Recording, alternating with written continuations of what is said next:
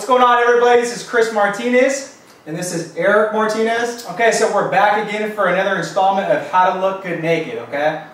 Don't quite remember what installment it is, but it's a new one, and that's all that matters. Right? All that matters is it's going to be great info on another step on how to look good naked, okay? Exactly. All that matters. Alright, so today we're going to talk about kind of the harsh realities of a diet and weight loss, okay? Because there's some dark sides to weight loss and dieting, okay, that people don't talk about, and to be quite honest and blunt, it pisses us off that people don't talk about this type of stuff because it's real, it happens, and a lot of people kind of just underestimate it and look past it, but there's so many physiological and psychological adaptations that your body goes through with these diets, and if you don't find a way to mitigate them, they can completely get out of control. And it could be a whole nother video on what the bad things can happen with that stuff, okay? So we're going to tell you guys a little bit about some of the adaptations that go on physiologically and how to mitigate them so you have, you know, a successful weight loss journey and diet to where you're not going to suffer, okay? I mean, dieting isn't fun, okay? It's not. It's never going to be fun. It's not supposed to be fun. And to mitigate these adaptations, it will make it a lot less stressful, and you just won't go crazy. All these adaptations won't get out of control like they're supposed to, okay? Because your body's supposed to make these adaptations, okay? It's a self-defense mechanism that your body makes because you're going out of homeostasis, okay? So it's going to make these adaptations no matter what. The key is to mitigate them and not let them get out of control, okay? And that's what we're going to talk about today. Exactly. All right. Oh, go ahead.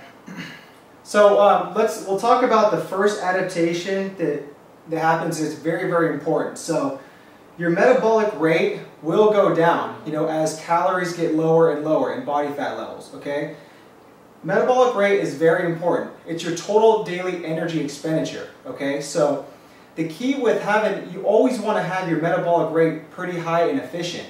And, you know, if it's not, then you're going to have a lot of problems, you know, losing weight, having energy to perform. And the key to success for overall body composition, I mean even year round and just to lose weight, is to have a very efficient metabolic rate, okay? Okay, so next, one of the adaptations that happens when you diet is leptin decreases, okay? So leptin is a hormone that helps with satiety and appetite and reducing hunger, okay? So it helps us reduce hunger and helps us reduce, that urge of eating and overeating, okay? Because the opposite hormone is ghrelin. That makes you hungry, okay? So leptin is the other hormone that makes you feel full and doesn't have you have those hunger pangs, okay? And with insulin, okay? So insulin, that's another hormone that decreases too, okay? And why insulin is important in this context is because we want to keep insulin kind of high because it helps reduce the muscle protein breakdown. It helps induce muscle protein synthesis, and it also helps us, shunt the nutrients from when we consume food into the right cells. Okay, so like the muscle cells, so they don't get converted into body fat. Okay. And another adaptation that tends to really go down is your satiety signals. Okay, and why does this happen? I mean, obviously because, you know, your food is getting lower, calories getting lower, but that's why we try to tell you guys that, you know, you have to really just like take into consideration getting whole, minimally refined foods in, such as getting a good amount of protein to get that thermic effect, and not only that, but get that satiety factor from it, as well as getting, good low glycemic carbs in to elevate blood sugar levels throughout the day. So that's another factor that's always going to happen is, feeling hungry. Okay, so the next one is thyroid hormones decrease, okay? This is a very common one. There's plenty of research showing that thyroid does drop, and it could suppress, okay, when you're dieting. It depends on how low you diet in the calories and how aggressive you get, okay? So with thyroid, it's a huge indicator of metabolic rate, okay? So that's the role that thyroid plays. So it will go down, but the goal is to mitigate the level that it goes down and not make it suppressed completely to where it's shot. And then the next one that will go up actually is your ghrelin hormone, okay? As Chris stated earlier, leptin is the opposite. So ghrelin is, you're going to feel hungry, you're going to get those hunger pangs, and that's, that's that hormone ghrelin telling you, hey, it's time to eat, I want to be fed. So that's going to go up. And then on top of that as well, I think we all know what cortisol is, okay? Cortisol is another hormone. It's catabolic, but it's not necessarily a bad thing all the time. But you want to try to just minimize the cortisol levels as best as possible. Okay, and the last adaptation we're going to talk about is increased appetite, okay? So that kind of ties in with ghrelin, okay? So it ties in with, ghrelin being up, it ties in with satiety signals being down. So, you're going to be hungry, okay? You're going to have a huge appetite, and, you're going to eat like a decent-sized meal, a mixed decent-sized meal, but you're not going to feel full, okay? And that's coming in because of decreased satiety signals and the increased ghrelin, okay? So moving along. How are we going to mitigate these factors? Well, there's plenty of bullet points we're going to go over, okay? So the first one I'll start with is diet on as many calories as possible. And let me kind of expand on that. So what I mean by that is, let's talk a little bit about, having metabolic capacity. You always want to make sure that you have enough calories to diet on. For example, let's take a subject that has 2,000 calories to diet with, and then let's take another subject that has 1,400 to diet with. Which one do you think is going to, have more of a success rate in dieting, not even lengthwise, but just, without even suffering? The 2,000 calorie one, because, we're going to have more room to cut with, as time goes on.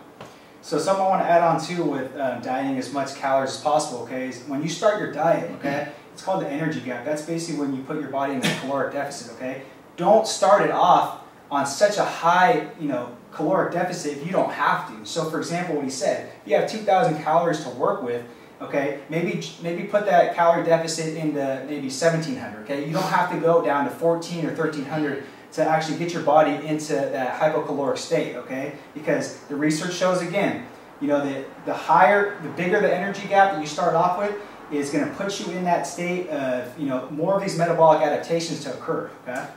Okay, and then the second point is train heavy and hard, and always be on a properly periodized strength routine. Okay, so just because you're dieting or trying to lose weight doesn't mean you have to switch your training protocol and sit there and do a bunch of high reps. Okay, get a nice variety of them. Low, moderate, and high, and really bust your ass. Continuously, even though you feel like you're getting weaker and weaker. I mean, a lot of it is psychological. So just fight through that adaptation and just keep training hard. Okay.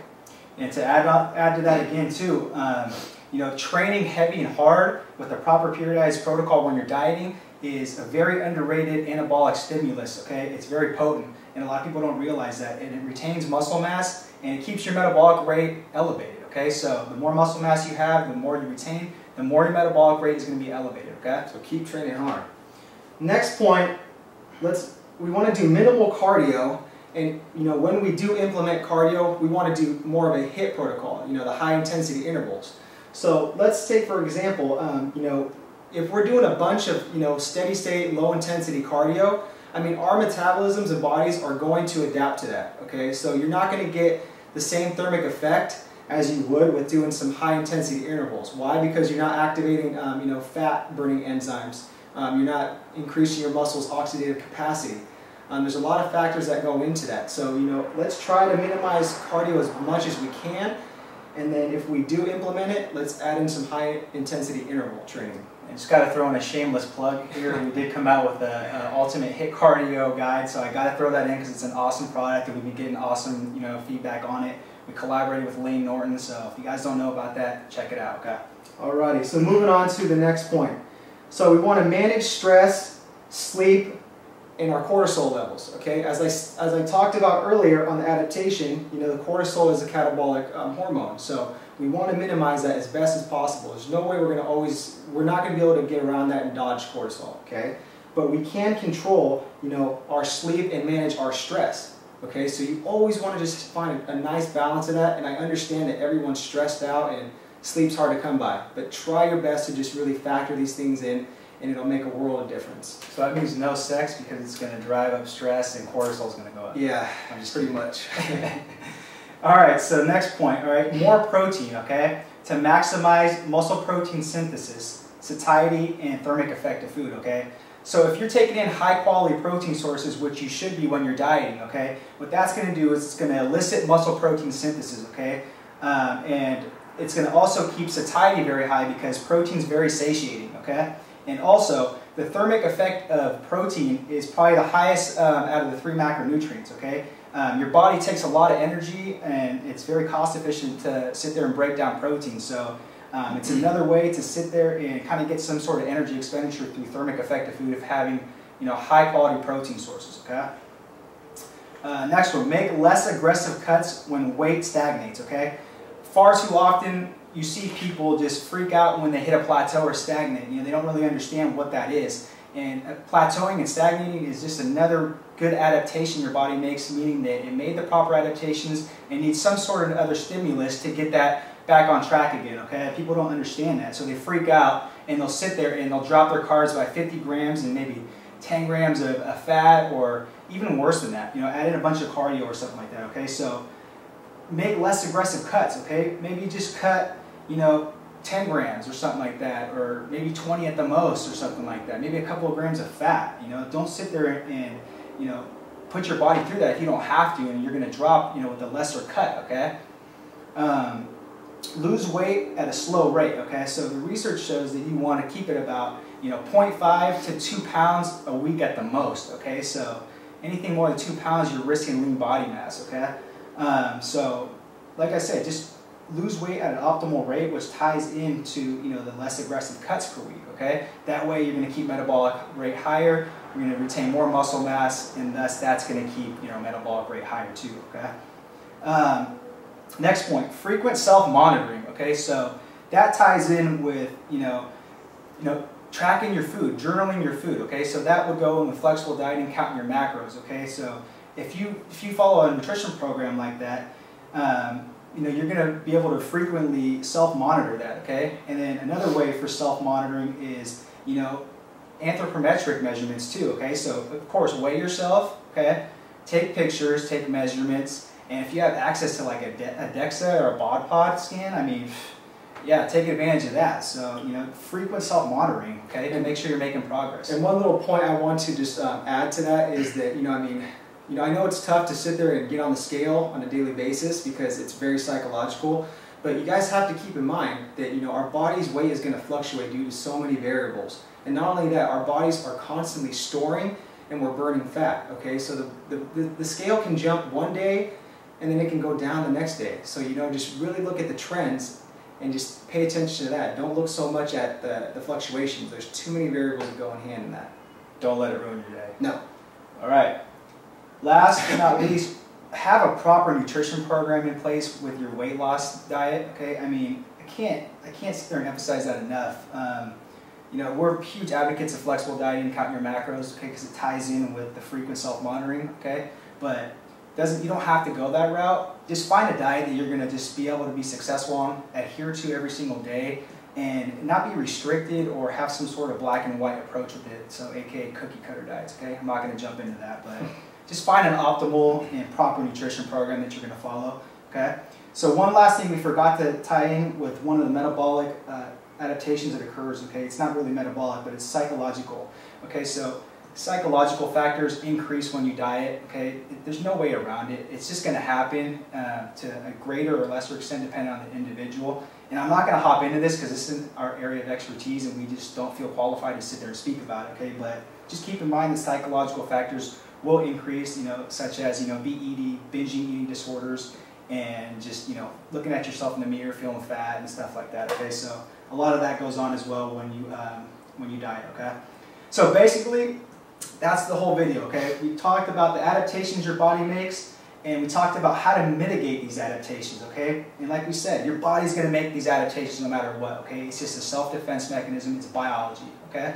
But the key is to mitigate them, to slow it down a little bit so it doesn't get out of control like a wildfire, okay? So hope that this helped you guys out, hope we educated you guys on this. If you have any questions, reach out to us at dynamicduotraining@gmail.com. Other than that, visit us on Facebook, Twitter, Instagram, subscribe to our YouTube channel, and don't have big eyebrows like us. And don't stop trying to look good naked. All right, guys, peace.